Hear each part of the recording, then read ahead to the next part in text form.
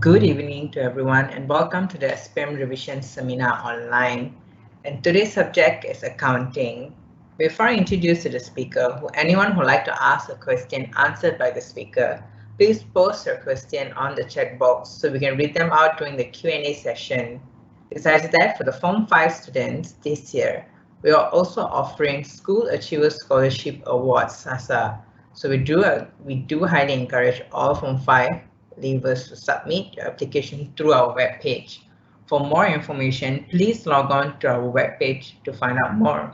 Today we have Mr. Kannan from the Faculty of University Foundation Studies as a speaker for today. I will hand it over to him now.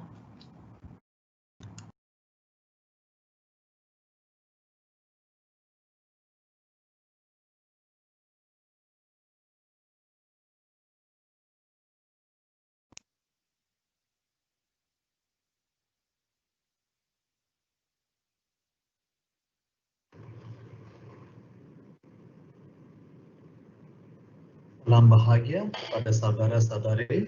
Saya Cikgu Kannan Anulaki Shanmugam daripada Health Matriculasi Center.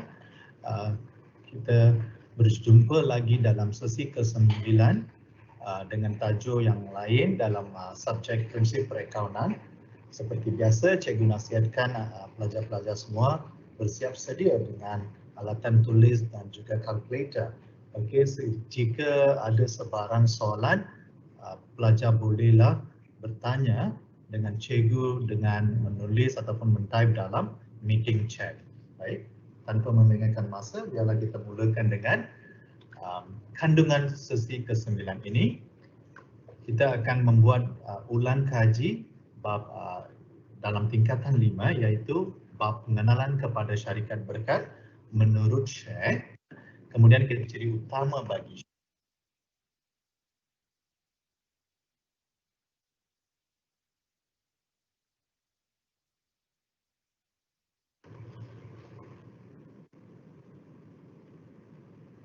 Salam bahagia kepada saudara-saudari. Saya Cikgu Kannan Anulaki Shanmugam daripada Health Matriculasi Center. Kita berjumpa lagi dalam sesi ke-9 dengan tajuk yang lain dalam subjek prinsip perakaunan. Seperti biasa, Cikgu nasihatkan pelajar-pelajar semua bersiap sedia dengan alatan tulis dan juga kalkulator. Okey, jika ada sebarang soalan, pelajar bolehlah bertanya dengan cikgu dengan menulis ataupun men-type dalam meeting chat. Baik, tanpa melengahkan masa, biarlah kita mulakan dengan kandungan sesi ke-9 ini. Kita akan membuat ulang kaji bab dalam tingkatan 5, iaitu bab pengenalan kepada syarikat berkat menurut Syekh, dan juga kita akan membuat satu lagi bab, iaitu perakaunan untuk kelab dan persatuan. Bab ini pernah keluar dalam tahun 2019, okey, tapi sebagai ulang kaji kita akan membuat revisi ataupun revision untuk semua bab daripada tingkatan 4 dan tingkatan 5, maka inilah masanya kita membuat ulang kaji kedua bab ini. Okey, kemudian kita akan tengok satu contoh soalan berbentuk SPM dan biar kita mulakan dengan milikan perniagaan syarikat berhad. Dalam bab ini kita akan melihat kepada beberapa perkara. Yang pertama, kita kena tahu apakah definisi ataupun maksud syarikat berhad menurut Syekh, maka ia akan merujuk kepada pengenalan. Kemudian kita akan tengok tata cara penubuhan, bagaimana ia adalah entiti yang berlesen ataupun entiti yang didaftar di bawah akta dalam syarikat. Nanti kita akan tengok tata cara penubuhan, apakah prosedur-prosedur yang kita perlu mengambil kira jika kita beringin ataupun kita membuka ataupun beroperasi dengan syarikat berhad. Dan juga dalam syarikat berhad kita akan ada kandungan, kita ada perlembagaan dan kita akan melihat apakah kandungan-kandungan dalam perlembagaan syarikat tersebut. Dan kita juga akan melihat apakah ciri-ciri utama bagi syarikat. Kemudian kita akan melihat secara meneliti ataupun mendalam yang berkait rapat dengan modal terbitan Syekh. Okey, ia juga akan disentuh bersama dengan dividen yang diberikan oleh syarikat pada selepas sesuatu tahun perakaunan. Okey, kita akan mula dengan pengenalan tata cara dan tata cara penubuhan. Sebagai pelabur, kita akan menyumbang modal ataupun kita memberikan modal dengan membeli share sesebuah syarikat. Sebab itu dalam syarikat berhad kita tidak boleh dikatakan kita menyumbang modal secara langsung dan kita tidak akan ada tanggungjawab seperti mana yang kita beritahu dalam milikan tunggal ataupun perkongsian. Okey, sesiapa yang menyumbangkan modal mereka akan bertanggungjawab untuk beroperasi dan sebagainya. Dalam share, dalam penubuhan syarikat, ia adalah terhad. Nanti kita akan tengok secara mendalam apa yang dimaksudkan dengan tanggungjawab seorang pelabur itu terhad ataupun terikat dengan modal yang menyumbangkan dalam perniagaannya. Yang seterusnya, syarikat berhad ini adalah dikait ataupun kena patuh dengan Akta Syarikat 2016. Okey, dan ia perlu didaftar ataupun perlu mengikut syarat-syarat yang ditentukan oleh Suruhanjaya Syarikat Malaysia SSM dengan merujuk kepada panduan pendaftaran syarikat. Dan setelah kita dah mendapat semua kita dah menepati semua panduan, barulah kita boleh memulakan syarikat berhad. Dan notis pemerbadanan akan dikeluarkan oleh SSM setelah semua maklumat dan prosedur yang ditetapkan dipenuhinya. Okey, dalam ulang kaji ini kita akan tengok aspek-aspek dari sudut teori dulu dan kemudiannya kita akan tengok aspek yang berbentuk format ataupun pengiraan. Jika ada apa-apa soalan saudara-saudari boleh tanya, dan juga kita akan tengok contoh-contoh yang berkaitan dengan pengiraan dan juga teori. Okey, seterusnya kita akan melihat perlombaan syarikat seperti mana cikgu kata tadi. Syarikat ini akan mempunyai perlombaan setelah mereka dah memula beroperasi. Okey, dalam perlembagaan tersebut itu adalah satu dokumen yang mengikat syarikat sebagai entiti. Okey, ini merupakan satu entiti. Okey, yang berasingan pengarah dan pemegang share. Pengarah ini adalah seseorang yang ataupun sekumpulan badan yang terdiri daripada beberapa orang pemegang share yang tertinggi dalam sesebuah syarikat. Okey, dan ini akan menunjukkan apakah hubungan dan juga tanggungjawab mereka dalam syarikat tersebut. Sebab itu kita kena merujuk kepada perlembagaan syarikat. Okey, mereka juga mempunyai pilihan untuk mewujudkan atau tidak. Okey, biasanya dalam praktis pihak yang menguruskan ataupun pihak yang menubuhkan syarikat biasanya mereka akan ada perlembagaan agar ia tidak memberikan atau memberi kekeliruan kemudian hari jika berlaku apa-apa perselisihan. Okey, jika tiada perlembagaan maka mereka kena patuh kepada apa yang dinyatakan dalam Akta Syarikat 2016. Maka kita tidak akanlah pergi secara mendalam untuk mengkaji apa yang dikatakan dalam Akta Syarikat 2016, tapi anda perlu tahu ini adalah akta yang mengikat syarikat berhad atau syarikat sedia berhad dalam Malaysia. Aspek yang seterusnya kita akan melihat apa yang dinyatakan dalam kandungan perlembagaan. Seperti mana cikgu dah beritahu, dalam perlembagaan biasanya akan menyatakan apakah tujuan syarikat tersebut. Ada kalanya mereka menyatakan visi dan misi sesebuah syarikat dan keupayaan, hak, kuasa ataupun keistimewaan syarikat jika ia berbeza daripada apa yang dinyatakan dalam Akta Syarikat 2016. Okey, maka kena adalah satu dokumen untuk merujuk sekiranya ia diperlukan pada masa hadapan. Okey, dan juga dalam perlembagaan juga mereka boleh menyatakan bagaimana cara pembayaran dividen. Dividen ini anda tak perlu risau sangat. Katakan dalam milikan tunggal biasa, okey cikgu lukis di sini katakan ini adalah anda milikan tunggal ini adalah perniagaan. Seperti mana anda tahu ini perniagaan dengan milikan tunggal adalah entiti berasingan. Apabila pemilih membawa masuk duit ke dalam perniagaan kita panggil dia modal. Apabila pemilih mengambil duit kita panggil dia ambilan. Ini adalah duit daripada perniagaan.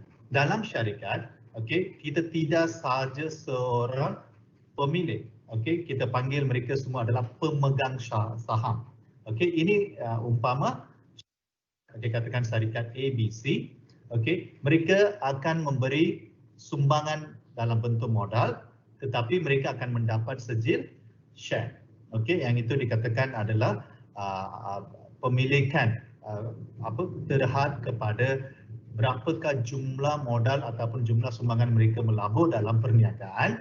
Dan di sini apabila mereka nak mengambil, di sini kita tidak boleh kata ambilan sebab di sini memandang keadaan dalam syarikat berhad dia boleh terdiri daripada pemilikan syarikat itu boleh melebihi daripada 1,000 ataupun 2,000 ataupun lebih 100,000 pun kalau ada kalanya kalau syarikat besar dia boleh mempunyai pemegang-pemegang share dalam syarikat tersebut. Maka pemilik ini tidak dibenarkan ambil sama sekali apa-apa yang dalam bentuk duit mengikut suka hati mereka. Sama ada mereka ada pilihan ataupun menjual share kepada orang lain dalam secondary market ataupun mereka akan mendapat dalam bentuk dividen. Sebarang untung dalam perniagaan itu akan diagihkan dalam bentuk dividen. Maka anda perlu tahu perbezaan dengan milikan tunggal dengan syarikat berhad. So ini adalah amat penting. Sebab itu saya katakan di sini kita tidak panggil seumpama ambilan, kita akan panggil dia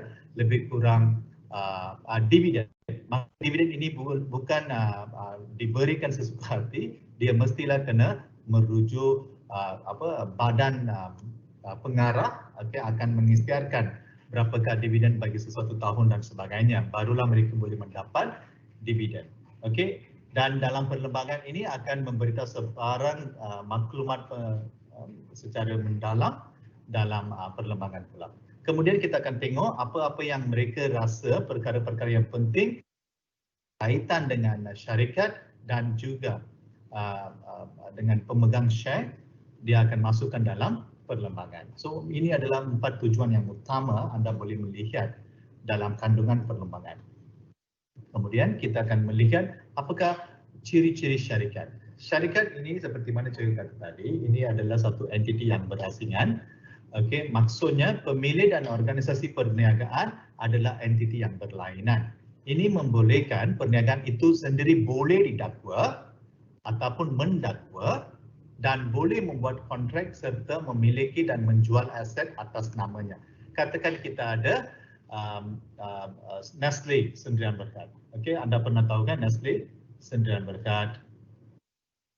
Ataupun Nestle ini adalah satu syarikat contoh saja. Biasanya apabila kita boleh lihat dalam Malaysia kita ada Nestle Berhad.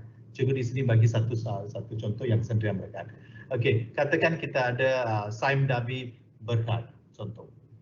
Syarikat-syarikat macam ini boleh memiliki harta atas nama syarikat tersebut. Okey, di sini kita kata Nestle, maksudnya Nestle Sendirian Berhad, mereka bolehlah memiliki harta atas nama Nestle. Jika dia adalah Nestle Berhad, juga boleh adakan pemilikan aset atas nama sendirinya. Okey, dan satu beza yang ketara anda boleh nampak dengan Sendirian Berhad lawan dengan Berhad. Sendirian Berhad ini adalah pemegang share itu terdiri daripada pemegang-pemegang yang diwujudkan dalam syarikat itu saja. Maksudnya share itu tidak akan dijual kepada orang ramai. Tetapi manakala syarikat berhad, share itu boleh dijual beli oleh orang ramai. Okey. Itu adalah perbezaan yang amat ketara. Dan kita akan tengok liability terhad, iaitu tanggungan setiap ahli syarikat terhad kepada jumlah share yang dimiliki. Jika anda melabur lebih kurang 1,000 untuk membeli share, maksud tanggungan anda hanya terhad setakat 1,000 sahaja. Okey, itu yang dimaksudkan dengan liability terhad. Dan kita akan tengok hayat berterusan. Ia adalah amat jauh berbeza berbanding dengan milikan tunggal, di mana dalam milikan tunggal jika pemilik itu beringin nak tutupkan perniagaan, mereka boleh membuat. Okey, dia tak perlulah berterusan selepas berlaku apa-apa kepada pemilik pun, kadang kita akan kena tutup perniagaan tersebut. Dalam syarikat, dia tidak ada situasi sedemikian. Maka terus beroperasi meskipun terdapat salah seorang daripada pemegang share meninggal dunia atau menarik diri. ataupun jual share kepada orang lain. Ia adalah hayat berterusan.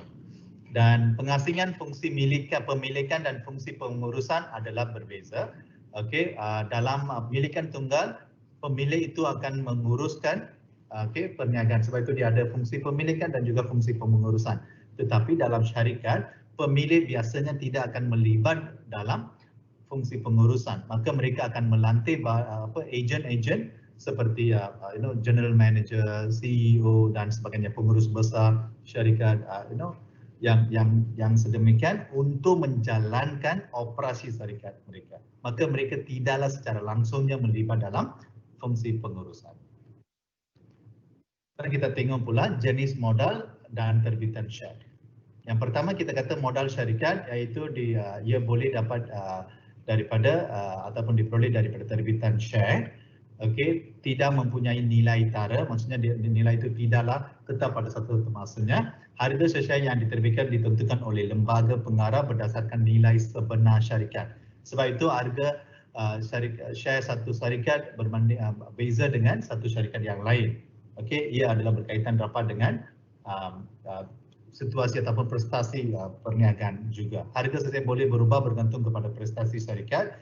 Jika pada masa yang mendapat untung banyak ataupun perniagaan adalah maju, maka harga share itu akan meningkat. Itulah sebabnya ramai orang teringin sangat nak belikan share syarikat, sebab mereka tidak perlu melibat secara langsung dalam pengurusan, tetapi mereka boleh mendapat untung yang lebih tinggi pada masa puncak, okey, ataupun pada masa syarikat menunjukkan prestasi yang terlalu baik. Okey, orang awam boleh mengakses maklumat penyata perakaunan. Okey, syarikat di SSM bagi memastikan harga share yang ditawarkan. Mereka boleh mendapat maklumat daripada SSM Suruhanjaya Syarikat Malaysia. Sekarang kita akan melihat apakah yang dimaksudkan dengan dua jenis share yang biasa kita lihat dalam syarikat, iaitu share biasa ataupun share keutamaan. Share keutamaan ini terbahagi kepada tiga jenis, iaitu bersifat kumulatif.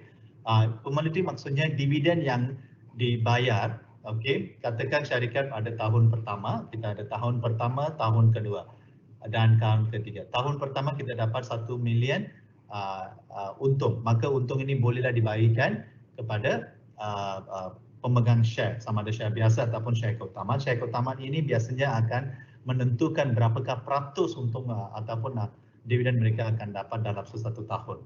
Okey, tahun pertama mereka mendapat 1 million, mereka dah bahagikan bersama dengan share biasa dengan share keutamaan.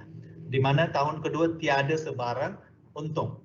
Okey, manakala tahun ketiga mereka ada untung lebih kurang 2 million, misal kata. Okey, apabila tidak ada sebarang untung dalam tahun kedua, maka share biasa biasanya tidak akan dapat sebarang dividen. Tetapi share keutamaan, ia dengan nama itu sendiri, keutamaan. Sama ada perniagaan itu mendapat untung atau tidak, katakan mereka menentukan 7% adalah dividen yang akan diagihkan dalam satu tahun.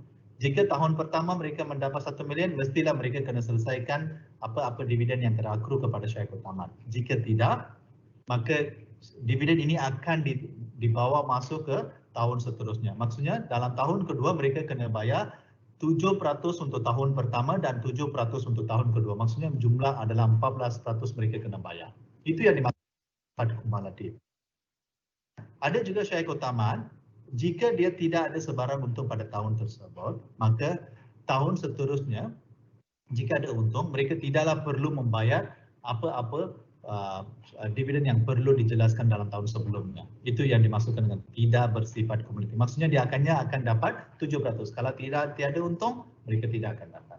Okey, share partisipatif ini maksudnya adalah di mana mereka akan memberi dividen tambahan jika seseorang itu mempunyai share keutamaan dalam syarikat, maka mereka akan dapat lebihan jika selepas mereka membayar share keutamaan share biasa, jika masih ada lebihan, maka mereka bolehlah mengagihkan kepada pemegang share keutamaan yang berbentuk partisipatif. Sekarang kita tengok dulu pengiraan. Okey, bagi modal yang diterbitkan, kita akan buat pengiraan seperti yang anda boleh melihat dalam skrin ya, iaitu bilangan share yang diterbitkan darab dengan harga share. Okey, catatan jurnal dia pula, kita kena debitkan permohonan share dan kita kena kreditkan modal share. Ini adalah catatan berlaku. Anda mesti kena ingat yang ini semua ya. Dan ledger pula kita akan masukkan sedemikian. Okey, katakan kita ada akaun permohonan share biasa dan akaun modal share biasa. Kita kena debitkan dalam akaun permohonan dan kita kena kreditkan dalam akaun modal. Okey, ini anda cikgu membuat ulang kaji agar anda boleh mendapat mengemas kembali apa yang belajar dalam sekolah ataupun dekat mana-mana tuition yang anda perlu ingatkan buat masa ini. Okey, tolong ingatkan yang catatan bagaimana kita nak buat pengiraan, catatan jurnal dan bagaimana kita nak pindahkan maklumat jurnal kepada ledger. Tengok keadaan kedua, apabila wang diterima daripada pemegang share, okey, dan katakan wang itu dibankkan, catatan dia adalah kita debitkan bank, kita kreditkan permohonan share. Kita tidak boleh kreditkan modal ya. Dan ledger pula kita akan masukkan sedemikian, anda dah tahu. Okey. Dan katakan kita ada lebihan langganan. Kita terbitkan share 1 million tapi kita mendapat 1.2 million. Maka kita ada lebihan langganan. Langganan ini akan kita pulangkan kepada pemegang share ataupun yang pemohon share. So sebab itu kita akan debitkan permohonan share balik dan kita akan kreditkan daripada bank. Bank ini maksudnya bank biasanya akan jadi underwriter yang akan menguruskan segala urusan dalam penerbitan share dan pemulangan duit itu kepada pemegang share jika berlaku langganan. Okey, maka ini adalah cara bagaimana akaun itu boleh dipindahkan ke dalam ledger dan seterusnya. Ada kalanya kita akan ada juga situasi di mana kita inginkan 1 million, katakan kita inginkan 1 million tapi kita hanya dapat 800,000. Di dalam keadaan ini kita panggil dia kurangan langganan. Maka jika berlaku kurangan langganan yang sejumlah yang kurang itu akan ditanggung oleh bank. Maka kita akan debitkan bank dan kita akan kreditkan permohonan share. Okey, ini adalah dalam situasi di mana kurangan langganan berlaku. Okey, anda boleh melihat juga bagaimana ledger maklumat dipindahkan ke ledger. Kita tengok satu contoh soalan. Okey, apabila kita tengok teori sahaja mungkin kita tidak dapat mengetahui situasi yang sebenar. So maka kita cubalah dengan satu-satu soalan agar dia boleh memberi gambaran yang jelas. Okey, kita akan merekodkan terbitan share dalam jurnal am. Ini dia situasi. Syarikat Alwa menawarkan perkhidmatan pengantaran barang runcit secara pukal. Pada 3 Mei 2020, syarikat telah menerbitkan 4 million unit 6% share keutamaan. Keutamaan di sini maksudnya dia kena bayar dividen sebanyak 6% dalam setahun dengan harga adalah RM1 se-share dan 6 million unit share biasa pada harga 50 sen se-share. Okey, pada 18 Mei 2020 semua share itu telah dilangan dan dibayar penuh. Maka kita ada dua situasi, satu adalah untuk terbitkan dan satu juga situasi untuk duit yang kita terima itu kita kena bankkan. Cara penyelesaian itu kita buat pengiraan. Okey, share keutamaan kita ada 4 million, kita darab dengan RM1, maka kita dapat jumlah nilai adalah 4 million. Share kebiasaan ataupun share biasa, kita ada 6 million share kita wujudkan, maka dengan share itu 50 sen kita dapat 3 million. So jumlah modal diterbitkan bayar penuh adalah 7 million. Masukkan jurnal pula semua ni. Apabila kita terbitkan share, kita debitkan permohonan, akaun permohonan share dan kita kreditkan modal. So maka kita ada dua jenis share di sini, satu share keutamaan dan juga satu share biasa. Maka kita masukkan kedua-dua ni mengikut catatan jurnal yang berkaitan. Kemudian apabila kita menerima duit daripada pemegang share itu pada 18 hari bulan Mei, maka kita debitkan bank sebanyak 7 million dan kita kreditkan akaun permohonan share keutamaan dan share biasa. Maka ini adalah catatan jurnal. Akan tengok bagaimana kita kena pindahkan ke semua catatan itu ke dalam ledger. Okey, apabila anda membuat jurnal dengan ledger, saya cadangkan agar anda membuat secara sekaligus. Okey, jangan buat jurnal dulu baru nak buka ledger. Apabila anda membuat jurnal pertama, katakan di sini ya, cikgu nak tunjukkan satu contoh. Katakan anda membuat Mei 3, anda dah rekodkan jurnal ini, catatan jurnal ini. Terus anda pergi ke ledger dan terus masukkan akaun permohonan dan juga modal. So anda masukkan maklumat ini. Okey, dan kemudian anda juga kena masukkan maklumat untuk permohonan share biasa dan kita akan tengok muka surat seterusnya. Kita dah masukkan dalam modal share biasa 3 million. Apabila anda mendapat duit pada 18 hari bulan Mei, anda kreditkan share permohonan. Kalau jika anda perlukan buka account bank, anda bukalah account bank dan masukkan sebelah debit. Sama juga, keadaan yang sama kita kena buat untuk permohonan share biasa. Okey, ini dia maklumat yang cikgu tunjukkan tadi. Okey, kita dah masukkan semua maklumat seperti mana dinyatakan dalam soalan. Dan kita akan tengok dari sudut ekuiti pemilik syarikat Berhad, iaitu penyata kedudukan kewangan bagi syarikat mengikut syarat dan peraturan Akta Syarikat 12 2016. Maka butiran yang ditunjukkan dalam penyata kedudukan kewangan ialah modal diterbitkan dan berbayar penuh, dan bilangan jenis dan kadar dividen perlu ditunjukkan juga bagi share keutamaan. Okey, ini adalah contoh bagaimana kita kena tunjukkan maklumat yang berkaitan dengan ekuiti pemilik. Kita biasa ada tajuk, okey, kita akan tuliskan tajuk. Lepas tu di bahagian ekuiti pemilik kita tidaklah tulis modal tambah untung bersih tolak ambilan. Dalam syarikat Berhad ini dia cara. Okey, kita akan masukkan modal diterbitkan dan berbayar penuh. Kita nyatakanlah berapa nilainya. Okey.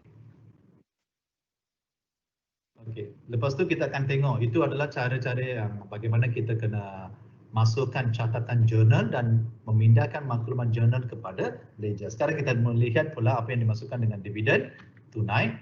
Ini merupakan sebahagian keuntungan yang dibayar oleh syarikat kepada pemegang share. Okey, kadar dividen dikira dalam bentuk peratus atas modal dibayar penuh atau nilai dividen dalam bentuk RM pun boleh. Okey, jumlah dividen bergantung kepada keuntungan yang diperoleh dan cadangan daripada lembaga penggarah syarikat. So anda tidak boleh tanya kepada syarikat berapa untung, sebab untung dah dapat banyak, kenapa memberi dividen yang sedikit dan sebagainya. Ia biasanya diputuskan dalam mesyuarat lembaga pengarah syarikat setelah menimbangkan semua aspek. Okey, bukan semua untung itu akan diagihkan sebab ada kalanya mereka memerlukan duit untuk masa hadapan, maka mereka akan menyimpan serba sedikit dan yang selebihnya itu akan diberikan sebagai dividen kepada pemegang share. Kita akan tengok keuntungan diagihkan kepada pemegang share dalam dua kaedah seperti mana cikgu beritahu tadi. Tadi ada peratus atas nilai share dan juga dalam bentuk sen share. Dalam satu share berapa sen kita akan bagi dapat dividen. Dia dibayar kepada ke atas modal diterbitkan, dan dua jenis dividen biasanya terdapat dalam syarikat, iaitu dividen interim. Biasanya ia berlaku dalam tempoh perakaunan dan dibayar sebelum keuntungan sebenar diketahui. Okey, katakan syarikat itu mempunyai tempoh perakaunan daripada Januari hingga Disember, maka dalam bulan Julai, okey, setelah mereka melepasi 2 suku tahun, maka mereka bolehlah katakan mereka dapat untung yang lebih, so mereka inginkan selesaikan serba sedikit sebagai agihan dividen kepada pemegang share. So maka mereka boleh buat. Jika mereka membuat bayaran pada bulan Julai, itu dipanggil dalam kategori dividen interim. Okey, dan bayaran dibuat sebelum tempoh perakaunan berakhir, biasanya dia akan selesaikan dalam tempoh perakaunan tersebut. Dan ada kalanya dividen hagih apabila ianya hanya diberi selepas tamat tempoh perakaunan, biasanya diistilahkan selepas keuntungan sebenar diketahui. Selepas mereka membuat penyata kewangan dan mereka mendapati berapa kewangan, untung dan sebagainya, barulah mereka akan memutuskan berapakah dividen harus dikeluarkan. Dan biasanya dibuat selepas perakaunan, tempoh perakaunan. Kita akan tengok juga pengiraan dividen interim dan dividen akhir. Dia ada rumus yang anda perlu ingat. Untuk dividen share keutamaan, modal diterbitkan dan berbayar penuh share keutamaan darabkan dengan peratus dividen yang ditetapkan dan darabkan dengan tempoh. Bagi share biasa kita gunakan kaedah yang sama, tapi kita darabkan dengan peratus dividen yang diisytiharkan, dan ataupun kita boleh ambil bilangan unit modal diterbitkan atau dan berbayar penuh share biasa darab dengan nilai dividen share. So ini adalah rumus-rumus yang anda perlu ingatkan. melihat satu contoh pengiraan dividen interim dan dividen akhir. Syarikat Permata Berhad merupakan sebuah syarikat yang sedang berkembang maju dalam perniagaan hartanah. Pada 15 Januari 2020, syarikat telah menerbitkan 2 million unit share, 600 unit share keutamaan pada harga RM1 se-share dan 3 million unit share biasa pada harga 50 sen se-share kepada orang awam. Semua share itu telah dilangan dan dibayar penuh pada tarikh tutup permohonan 31 Januari 2020. Tempoh perakaunan syarikat berakhir pada 31 Disember setiap tahun. Okey, sekarang kita tengok pada 31 Julai 2020 syarikat telah memutuskan untuk membayar dividen interim iaitu 6% share keutamaan bagi tempoh 6 bulan pertama dan share biasa pada kadar 3%. Pada 31 Disember pula, Lembaga Pengarah Syarikat memutuskan pembayaran ke atas dividen akhir iaitu 6% share keutamaan, mereka kena selesaikan semuanya, dan dividen akhir pada pemegang share biasa adalah 5%. Maka kita ada dua situasi dan kita akan melihat bagaimana kita akan membuat pengiraannya. Okey, penyelesaian dia, kita kena kira dulu berapakah share keutamaan dividen yang diberikan untuk share keutamaan dalam aspek dividen interim.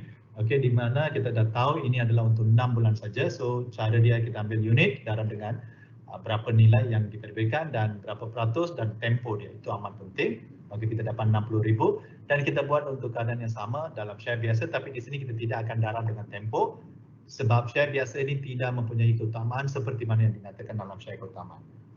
Okay. Dan kemudian kita akan melihat pula dividen akhir. Okey, kita akan selesaikan segala nilai yang tertekan, maka bagi 6% share keutamaan kita dapat 50,000. Sebab ini adalah kita terkurang 1 bulan sebab kita tengok dalam soalan tadi pun dia ditunjukkan dalam Disember. Okey, share biasa pula ini merujuk kepada berapakah jumlah peratus yang diiktirafkan oleh lembaga pengarah. Maka kita dapat nilai 75,000. Okey. Ini adalah satu keadaan di mana satu contoh soalan untuk jika dividen itu berkaitan kita ingin memberikan kepada beberapa tahun. Bagaimana kita akan melihat membuat cara pengiraan dia bagi share-share keutamaan yang kumulatif. Okey, katakan di sini pada 2 Januari 2016, okey, modal share syarikat Abirami Berhad adalah seperti berikut. Okey, kita ada share keutamaan dan juga kita ada share biasa. Okey, katakan ini adalah jumlah keuntungan syarikat bagi 5 tahun. Okey, ini adalah pada awal tahun. Ini pula sekarang pada tahun 2020 kita dapat keuntungan adalah 8,600, manakala tahun 2019 tidak ada sebarang untung. Okey, sekarang kita kena tengok bagaimanakah pembayaran dividen diberikan kepada share utama dan juga share biasa. Okey, ingat dividen ini hanya diberikan kepada share biasa setelah menyelesaikan share keutamaan.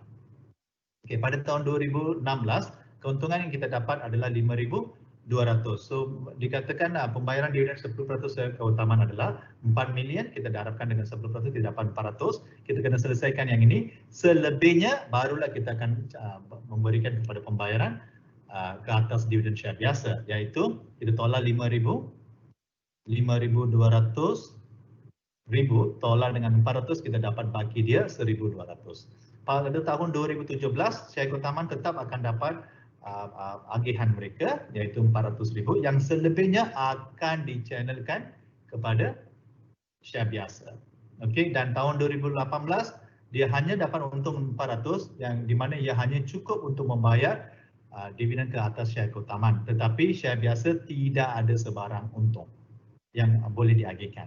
Tapi tahun 2019 tiada untung, maka dua-dua pun tidak ada pengagihan. Manakala tahun 2020 mereka dapat untung 8,600, maka dimandangkan share keutamaan ini adalah share keutamaan yang berjenis kumulatif, mereka kena bayar untuk tahun 2019 dan juga 2020. Sebab itu kita akan dapat 400,000 di sini dan 400,000 untuk tahun 2020, maka 800,000 kita akan kena bayar kepada pembayaran dividen share keutamaan dan selebihnya akan dichannelkan kepada share biasa.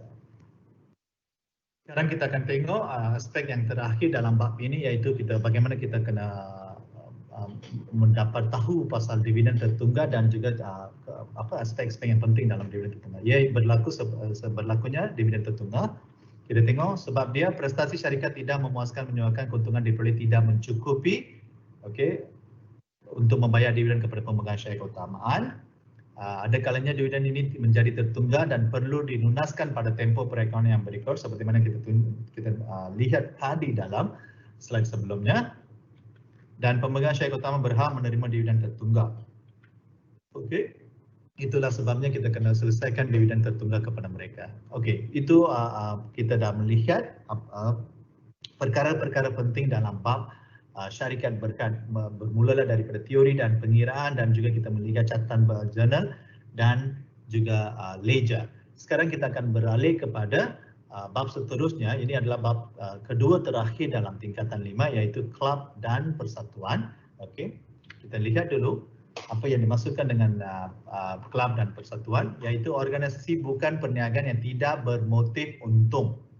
Ingat ya, entiti-entiti yang lain termasuk syarikat berkat dan sedia berkat adalah bermotif untung. Tetapi di mana kelab dan persatuan adalah tidak bermotif untung, dia adalah lebih kepada menjaga kebajikan ahli-ahli kelab ataupun persatuan. Okey, untuk menyediakan kemudahan dan menjaga kepentingan kebajikan ahli, ia dianggoti oleh sekurang-kurangnya 7 orang ahli. Anda perlu ada sekurang-kurangnya 7 orang ahli untuk memulakan sesuatu kelab ataupun persatuan. Sumber utama kewangan untuk kelab dan persatuan ini biasanya adalah daripada bentuk yuran. Okey, kita tengok di sini dia ada 2 jenis yuran. Yuran pendaftaran, apabila yuran anda masuk menjadi sebagai ahli bagi sesuatu kelab, anda kena perlu membayar yuran pendaftaran ataupun yuran masuk. Dan juga ada kalanya yuran pertandingan jika berlaku kelab itu menganjurkan sebarang pertandingan mereka pertandingan. Kutipan jualan pesta ria, sewa diterima kerana penyewaan kemudahan kelab itu menyewakan kepada orang lain. Derma, ada kalanya individu yang memberi derma kepada sesuatu kelab ataupun persatuan. Jualan aset bukan semasa yang terpakai dibuat oleh kelab. Faedah atas pelaburan jika mereka melabur dalam bank dan simpanan tetap, okey, dan apa jua jenis simpanan yang boleh memberikan faedah kepada entiti tersebut. Dan keuntungan perniagaan dinandaki oleh kelab dan persatuan seperti kantin, restoran dan kedai bukanya.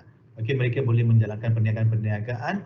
Ini adalah bukan menjadi motif utama perniagaan mereka, tetapi ini adalah sampingan untuk memberikan hasil kepada kelab itu supaya mereka boleh menjaga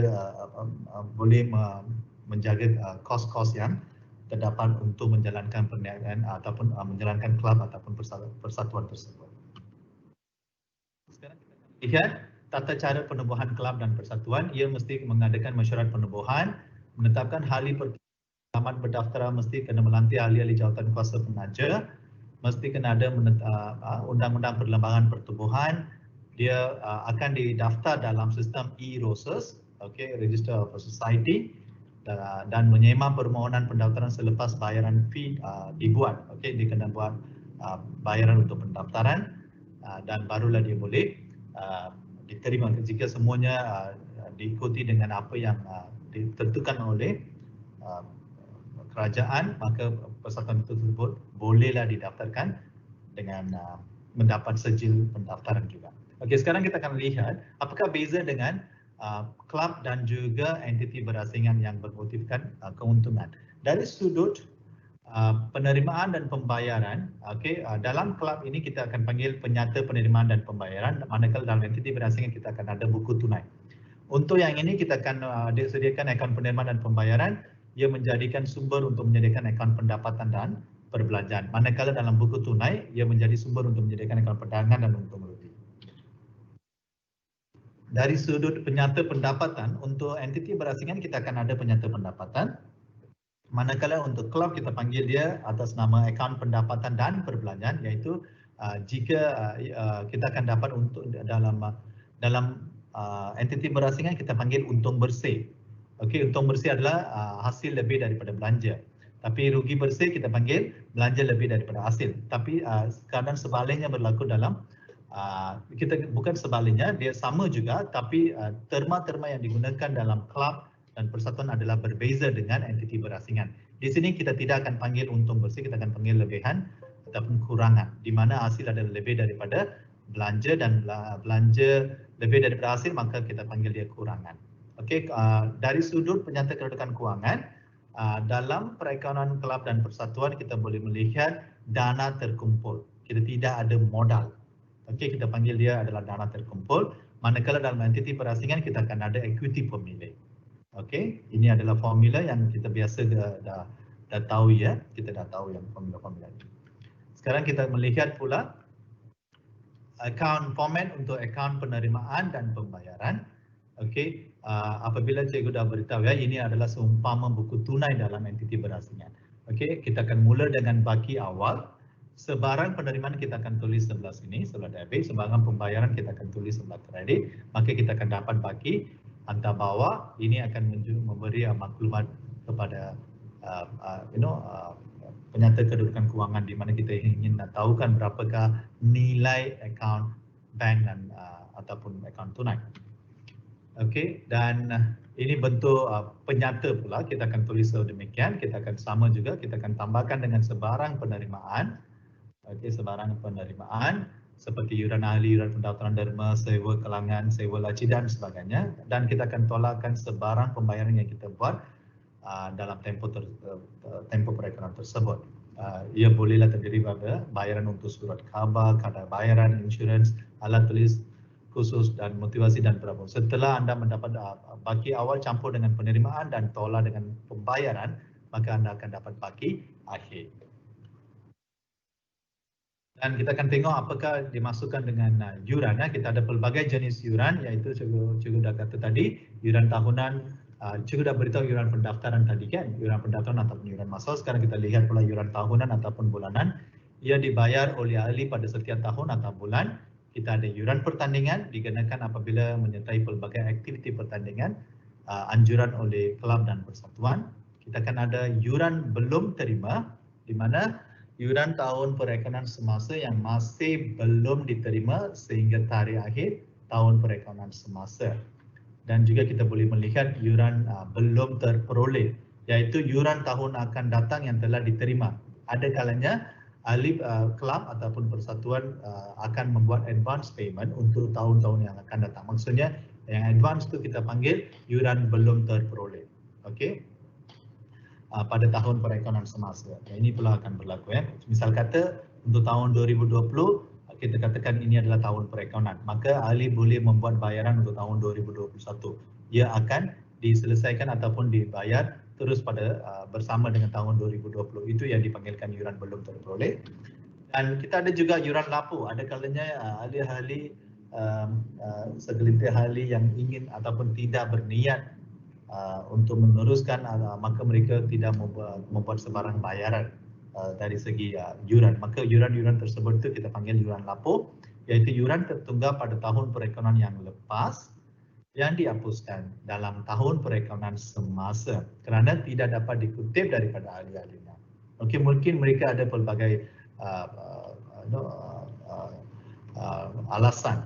Misal kata mungkin mereka berpindah ke tempat lain ataupun mereka tidak berniat lagi, dan juga sekiranya ahli itu meninggal dunia, maka mungkin kita akan kenalah selesaikan dia sebagai yuran lapuk.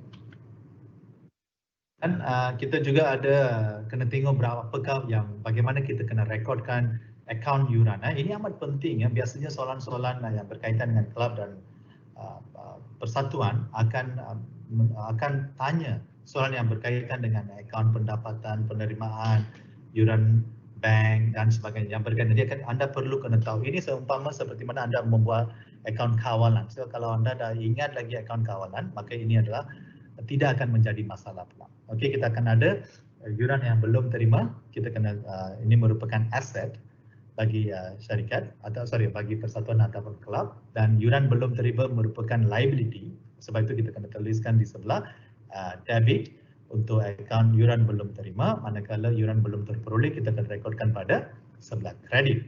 Okey, dan kita akan masukkan sebarang yuran yang kita terima dalam tempoh itu. Ia boleh gabungan dengan mana-mana yuran yang belum terperoleh ataupun yuran belum terima dan juga yuran semasa.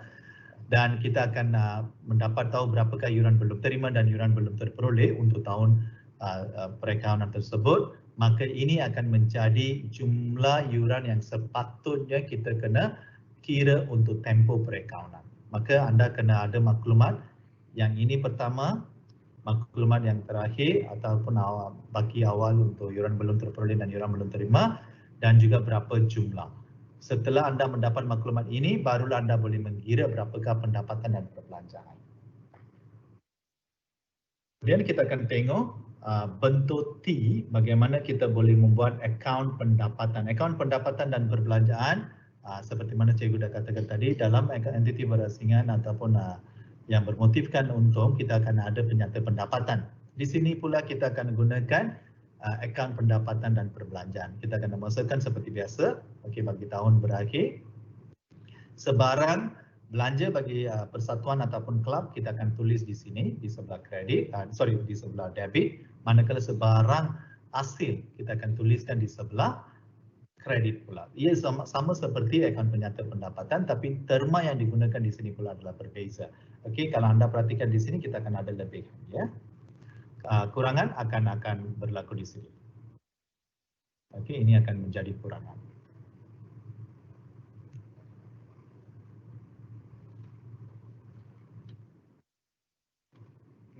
Kita tengok dalam bagaimana kita kena sediakan akaun pendapatan dan perbelanjaan dalam bentuk penyata. Sama seperti bagaimana kita masukkan biasanya dalam akaun penyata pendapatan, iaitu kita akan mulakan dengan hasil dan kita akan tolak dengan belanja. Di sini kita akan mulakan dengan pendapatan, iaitu apa-apa jenis pendapatan yang dikaitkan dalam tempoh perakaunan, maka kita akan masukkan yuran dan bayaran masuk, kita dapatkan jumlah itu, kita akan tolak dengan sebarang belanja, dan jika ia adalah lebihan kita akan dapat nilai positif, kalau tak kita akan masukkan tuliskan sebagai nilai kurangan. Okey, kita kena tahu kenapa kita buat akaun perdagangan kelab dan persatuan. Ia adalah untuk menghitung untung atau rugi daripada aktiviti perniagaan yang dijalankan oleh kelab dan persatuan.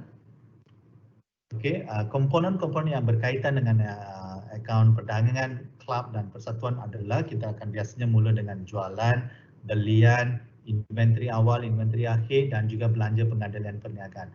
Ingat, ini adalah boleh menjadi satu head of project untuk ataupun satu projek sampingan bagi sesuatu kelab dan persatuan. Maka mereka perlulah membuat seperti mana mereka membawa untuk entiti berasingan yang bermotifkan untung. So kita kena buat sedemikian.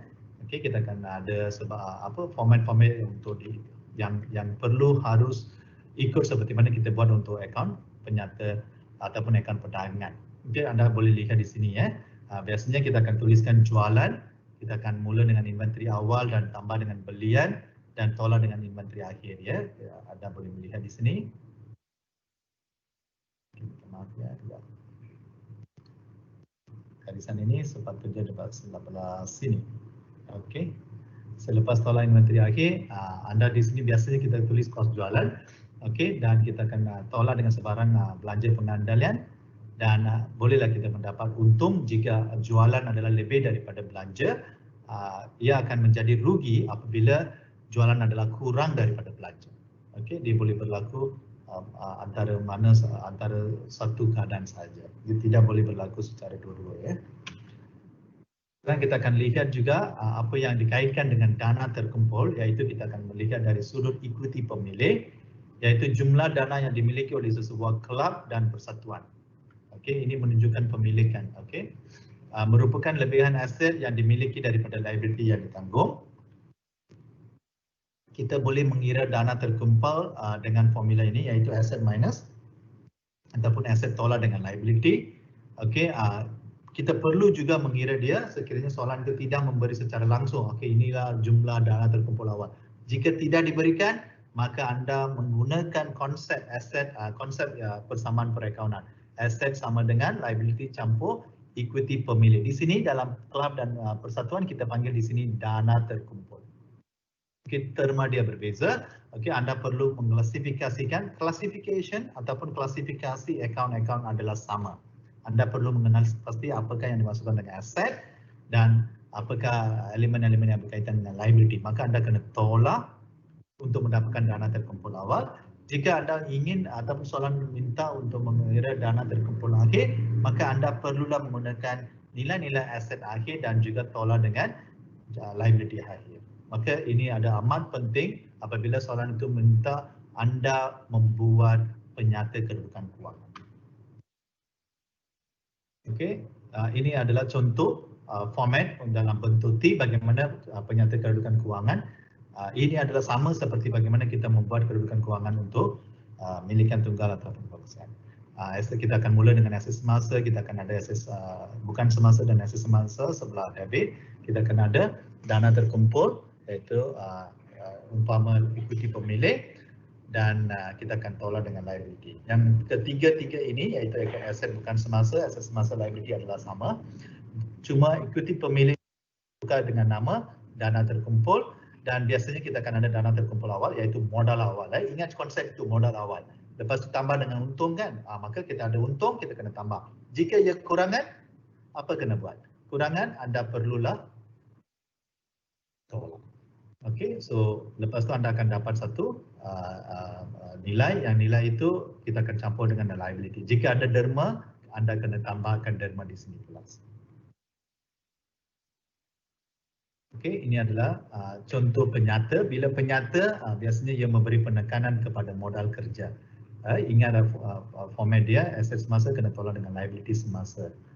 Okey, liability semasa. Barulah anda boleh mendapat satu format yang lengkap. Okey, anda biasanya mula dengan kalau penyata kita ada cost, susun nilai terkumpul, nilai buku, dan nilai-nilai itu kita akan tulis. Nilai ini dengan nilai terakhir dia iaitu yang dana terkumpul ini mestilah kena sama. Okey, ini adalah bentuk dalam penyata. Sekarang kita akan melihat satu contoh soalan SPM. Okey, soalan SPM ini adalah satu soalan ini contoh ni adalah satu soalan yang lengkap. Okey, kalau anda boleh membuat soalan ini, maka anda cikgu boleh pastikan anda boleh menguasai dari segi sudut pemahaman itu dalam bab ini. Okey, kita mulakan dengan soalan dia. Kelab Gamuda Garden menyediakan maklumat berikut bagi tahun berakhir 30 Jun 2020. Okey, ini adalah maklumat yang diberikan. Kita dah ada tempoh perakaunan bermula dan tempoh berakhir. Yang ini semua adalah aset dan liability. So anda kenalah agihkan dia secara betul. Okey, katakan because di sini kalau kita nak hendak mencari dana awal, dana terkumpul awal, anda perlulah mengasingkan apa yang dimasukkan dengan aset, liability dan sebagainya. Okey, cuba bagi satu contoh ya. Akaun belum bayar.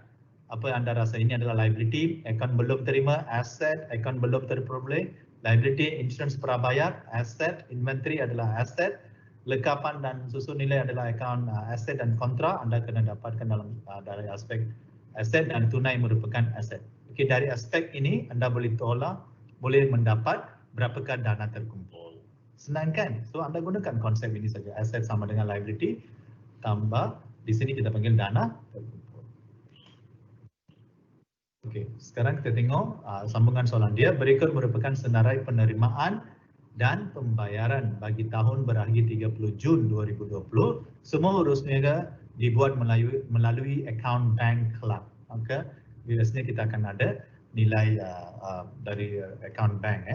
Okey, kita ada penerimaan. Ini merujuk kepada seumpama seperti buku tunai. Apa yang mereka, di mana mereka mendapat duit, ataupun di mana kelab tersebut mendapat duit, di manakah duit itu disalurkan. Okey, dari sudut pembayaran. Kita boleh nampak penerimaan itu datang daripada yuran ahli, jualan alat-alat seni, derma untuk pembinaan studio seni, yuran masuk seminar. Okey, derma ini kita tidak boleh masukkan sebagai aset. Kita akan biasanya masukkan dalam penyata kedudukan kewangan. Okey, pembayaran pula kita tengok dari sedua, kita pernah bayar untuk akaun belum bayar, sewa, insurans, penceramah, jemputan, mungkin mereka adakan sebarang seminar, sebab itu kita perlu membayar kos-kos pengandalian dan sebagainya. Belanja am, lengkapan, mungkin lengkapan ini merupakan pembelian dalam tempoh tersebut, kemungkinan besar. Okey, kita kena tengok semua maklumat yang tambahan juga. Kontraktor, pembinaan studio seni. Okey, ini pun kita belanja untuk pembinaan studio seni. Itu adalah dari sudut penerimaan dan pembayaran. Okey, kita ada juga maklumat tambahan. Pada 1 Januari 2020, seorang ahli telah menderma sebidang tanah yang bernilai 150 untuk pembinaan studio seni yang baru. Maksudnya ini merupakan modal aset. Okey, kita kena campurkan ini dalam penyata penduduk, kita kena masukkan nilai ini dalam penyata kedudukan kewangan. Okey. Ini pula pada 30 Jun 2020, studio seni dinilaikan pada harga pasaran. Ini hanya memberitahu sebagai maklumat. Okey, lengkapan disusunilaikan pada kadar 15% setahun menggunakan kaedah bagi berkurangan. So anda perlulah membuat pengiraan yang terperinci untuk lengkapan. Sebab lengkapan sudah ada, kita ada lengkapan nilai awal dan juga nilai akhir. Maka kita kena tahu berapakah susun nilai. Daripada nilai tersebut itu barulah kita boleh mengirakan susun nilai pada tempoh perekanan ini. Okey, susunan dikira berasaskan tahun perolehan dan tiada pengiraan susun nilai pada tahun pelupasan dibuat. Maksudnya apabila mereka beli, mereka mengira tahun tersebut itu adalah tahun yang berkuat kuasa kita untuk menilai ataupun mengira nilai susun nilai. Pada tahun jualan itu kita tidak perlu mengira. Dan soalan di sini pula, sediakan akaun penerimaan dan pembayaran. Okey, ini merupakan seumpama buku tunai. Akaun iuran ahli, anda perlu tahu berapakah iuran ahli pada tahun semasa itu. Akaun perdagangan kedat alat-alat seni sebab ada satu perniagaan yang berlaku. Dan juga pendapatan perbelanjaan bagi tahun berakhir 30 Jun 2020. Dan akhirnya kita kena sediakan penyata kedudukan 30 Jun 2020. Maka biarlah kita tengok dulu bagaimana kita kena masukkan akaun penerimaan dan pembayaran. Okey, cikgu di sini hanya memberi guideline ataupun cara bagaimana kita kena sediakan akaun penerimaan dan pembayaran bagi tahun. So kita cek seperti mana anda dah tahu format yang sebelum ini, cikgu dah beritahu format dia. Kita kena mulakan dengan baki awal yang bank tu. Lepas tu kita kena masukkan semua duit yang kita dapat sebelah debit. Dan kita tulis pula semua nilai ataupun belanja yang kita buat sebelah kredit. Maka kita akan dapat satu nilai untuk account bank. Okey, kalau anda perhatikan soalan tadi, baki tunai di bank pada hujung tempoh perekonomian itu ditulis sebagai tanda soal. Maksudnya anda perlulah mencari berapakah nilai itu. So inilah cara dia bagaimana anda membuat. Okey, kemudian kita akan tengok yang kedua pula, akaun yuran. Okey, kita dah ada maklumat. Ingat cikgu hanya ambil maklumat daripada soalan dan masukkan dalam format yang cikgu bincangkan sebelum ini. Itu saja cikgu buat. Okey, cikgu dah masukkan nilai ini dulu. Yuran belum terima, yuran belum terperoleh, cikgu dah masukkan berapakah nilai yang tunjukkan dalam bank. Lepas tu ini adalah nilai-nilai akhir daripada soalan. Cikgu dah masukkan dan mengikut format yang cikgu tunjukkan tadi. Maka apa yang nilai kita dapat ini, kita dah dapat sebelah kredit dan cikgu mencari nilai ini adalah nilai imbangan. Okey, balancing figure. Nilai imbangan yang inilah yang kita akan masukkan dalam akaun pendapatan perbelanjaan sebagai yuran untuk tempoh perekonomian. Kemudian kita kena buat pula akaun perdagangan bagi tahun berakhir. Okey, ini merupakan apa yang maklumat yang berkaitan dengan perniagaan yang sedang berlaku. Okey, iaitu mereka menjual alat-alat seni. Yang Kelab Gamuda Garden ini ada juga membuat perniagaan sampingan untuk menampung ataupun meningkatkan dana kelab tersebut. Maka kita kena buatlah seperti mana yang kita buat untuk akaun perdagangan yang biasa untuk entiti berasingan yang bermotifkan untung. Okey, kita mula dengan jualan. Kita kirakan kos jualan daripada inventory awal. Belian alat-alat tulis ini kita bolehlah gunakan konsep baki awal, okey, dan tolak dengan akaun bank. Kita akan dapatkan belian kredit. Kita juga kena tolak dengan baki akhir, baru kita boleh dapat belian alat-alat seni. Okey, dan kemudian kita kena tolak dengan inventory akhir seperti mana kita boleh lihat dalam soalan tadi. Maka kita dah tahu kos jualan adalah 56,300, tolak dengan jualan 68,600, maka kita dapat untung sebanyak 12,300. Okey, ini adalah konsep yang sering jawab. Memang kedua-dua bab ini adalah bab yang mudah untuk membuat jika anda ingat format dia dan tahu macam mana memindahkan maklumat daripada soalan itu kepada format tersebut. Yang seterusnya kita akan lihat pula akaun pendapatan dan perbelanjaan. Ingat ya, yang tadi kita buat akaun perdagangan, sebab itu kita tulis sebagai untung. Bagi akaun pendapatan dan perbelanjaan, kita akan tulis sebagai lebihan. Okey, ingat di sini kita akan masukkan yuran masuk seminar yang berkaitan untuk tempoh perekonomian saja. Yuran ahli, jika kita dah buat akaun yuran tadi, kita ambillah nilai ini dipetik daripada akaun yuran tadi, kita masukkan nilai ini, kita ada untung kedai sebanyak berapa, kita dah tahu tadi pun 12,300. Ini adalah satu akaun yang berpusat. Okey, biasanya kita buat untuk kelab. Okey, maka kita kena tolak dengan semua belanja termasuk dengan belanja susun nilai. Cikgu dah tunjukkan beberapa nilai di sini. Selepas ini anda bolehlah merujuk dengan maklumat-maklumat dalam soalan itu. Sema sekali lagi, adakah yang ini anda boleh mendapat nilai yang sama. Okey, dan di sinilah kita dapat lebihan sebanyak 109,700. Maka lebihan ini kita akan gunakan dalam penyata kedudukan kewangan. Dan akhir sekali kita akan buat penyata kedudukan kewangan. Cara yang sama cikgu dah beritahu ya. Yang ini SNT maksudnya susun nilai terkumpul. Okey, kita ada studio nilai seni yang yang nilainya adalah 70,000, tanah, lekapan kita akan ambil nilai yang terbaru. Okey, kita akan ada inventory semasa, inventory alat, aset semasa, inventory alat-alat seni yang tadi kita nampak dalam soalan. Tunai di bank, ini kita dah cari dah. Okey, yang pertama sekali kita cari yang ini dulu. Yuran belum terima insurans prabayar, yang ini adalah merupakan aset. Liability semasa pun kita tak perlu risau sangat sebab soalan dah diberikan. Kita masukkan saja nilai ini, maka anda mendapat modal kerja dan ini adalah satu nilai imbangan bagi sebelah aset. Kita akan tengok dalam equity pula, di sini kita akan panggil dana terkumpul. Okey, tadi anda tahu kan nilai ini kan? Cikgu dah bagi serba sedikit supaya anda boleh merujuk langsung daripada soal skrin ini ataupun dalam slide ini. Kita akan ambil pula dana terkumpul awal. Yang ini cikgu dah beritahu apa yang cikgu dah gunakan untuk mendapatkan nilai ini. Inilah yang kita tulis awal-awal dalam soalan tersebut. Kita dah agihkan aset dan juga kita agihkan liability. Maka dana terkumpul awal ini adalah satu konsep yang senang jika anda tahu persamaan perakaunan. Okey, dan kita dah tahu lebihan kita yang tadi. Kita tambah lagi derma sebab cikgu dah beritahu derma ini merupakan dana bagi kelab tersebut. Maka nilai di sini adalah nilai yang sama.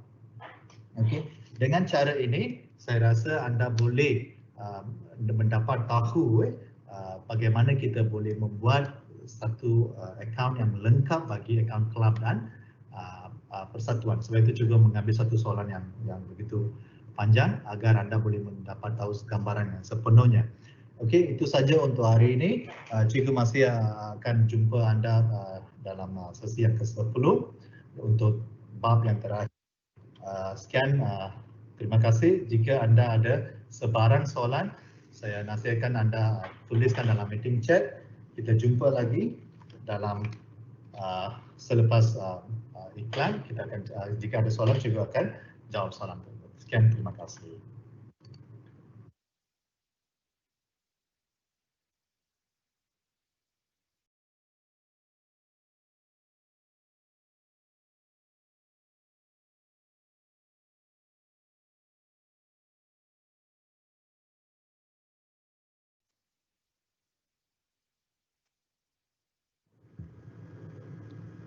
Hello,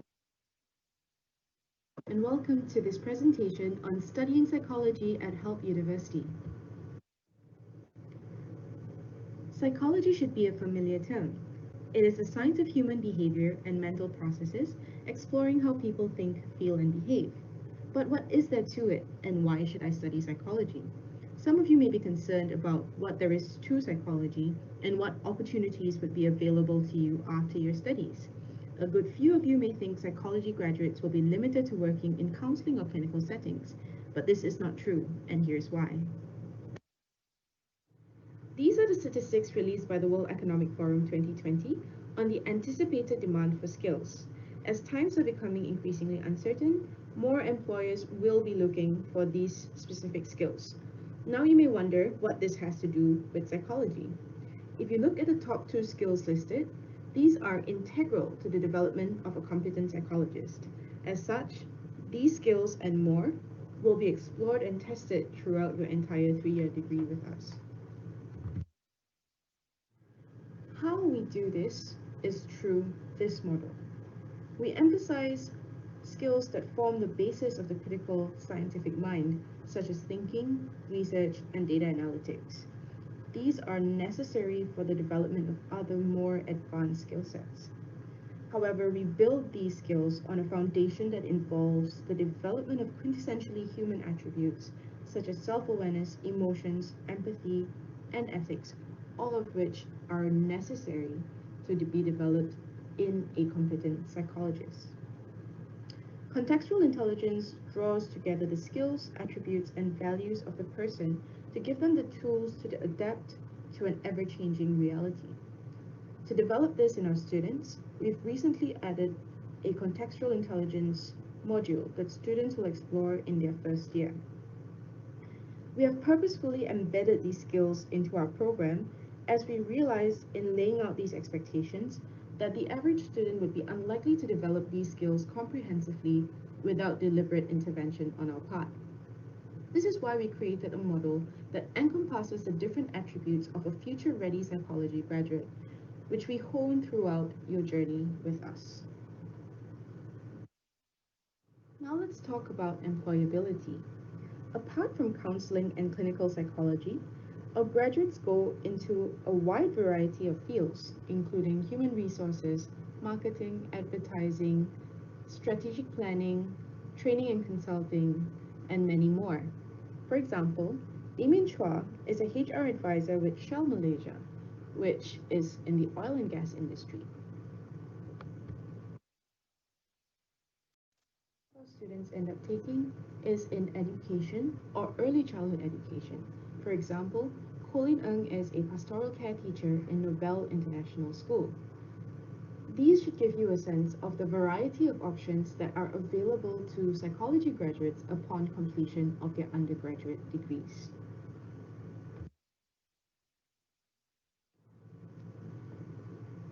Now, some of you may want to study abroad, and the current conditions may have affected your future plans of study. We have international partnerships that allow our students to start their psychology degree at HELP and complete the rest of their degree with our partner universities who are also at the top of their fields and industries. For example, Lau Jia Xuan completed 1 year of a Bachelor of Psychology Honours degree and transferred to the University of Queensland, Australia, in his 2nd year.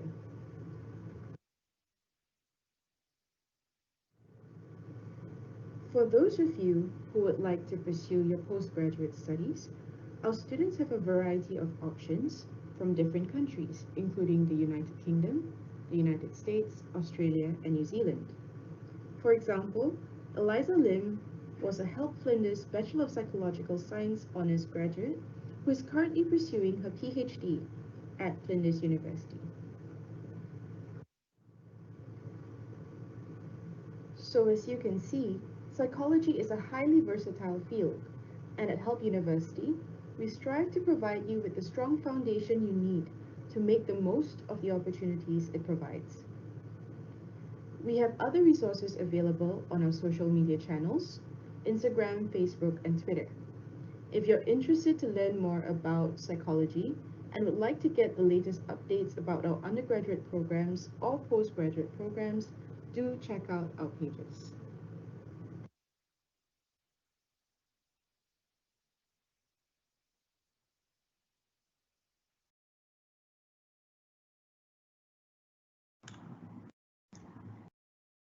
So with no further questions, students, we will end the class for today, and I will see you all next week, Monday, for physics. So that's 30th November. See y'all. Good night. Have a great weekend.